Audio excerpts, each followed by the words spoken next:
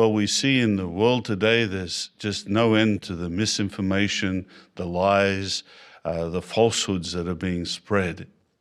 But in addition to that, as Jehovah's people, we face all sorts of verbal attacks, don't we?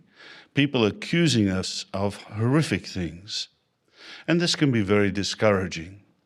No matter what people say about us, no matter what negative comments are made, we can always take comfort in the thought that our beliefs are solidly based. What was it that convinced you that you found the truth? Now, do you recognize, Mr. Jackson, and in asking this question, let me make it clear, I'm not suggesting it's peculiar to the Jehovah's Witness organization. There are many, many organizations in this position. But do you accept that the Jehovah's Witness organization has a problem with child abuse amongst its members? I accept that child abuse is a problem right throughout the community, and it's something that we've had to deal with as well.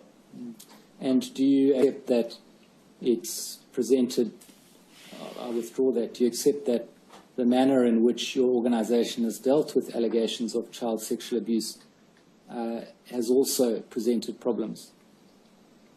There have been changes in policies over the last 20 or 30 years where we've tried to address some of those problem areas, and by the fact that we've changed the policy would indicate that the original policies weren't perfect.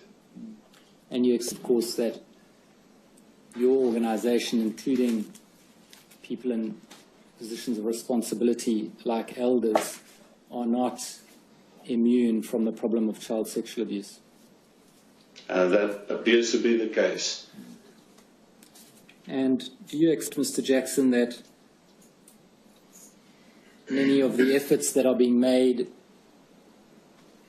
by different people and organizations to highlight the issue of child sexual abuse and try and find solutions are genuine efforts to improve the situation? I do accept that, and that's why I'm happy to testify. And that such efforts are not necessarily an attack on your organization or its system of beliefs? We understand that too. You described earlier in your testimony that the work of this Royal Commission is beneficial. Do you accept then that the Royal Commission's efforts are genuine and well-intentioned? I certainly do. And that's why we came into the Royal Commission hoping that collectively something would come forward that would help us as well as everybody else. And would you disagree then with anyone who said that the efforts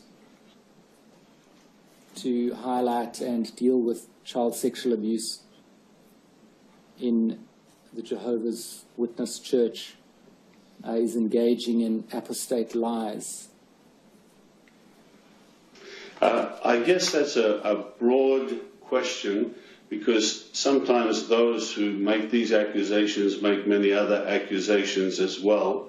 But let me assure you, the person making the accusation is not the main thing. The main thing is there some basis to the accusation?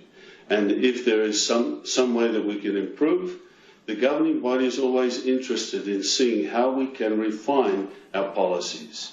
You see, Mr. Stewart, could I just emphasize, as a religion, two very strong things we feel. One is we try to keep a high moral standard, and secondly, there's love among the organisation. So we want to treat victims in a loving way.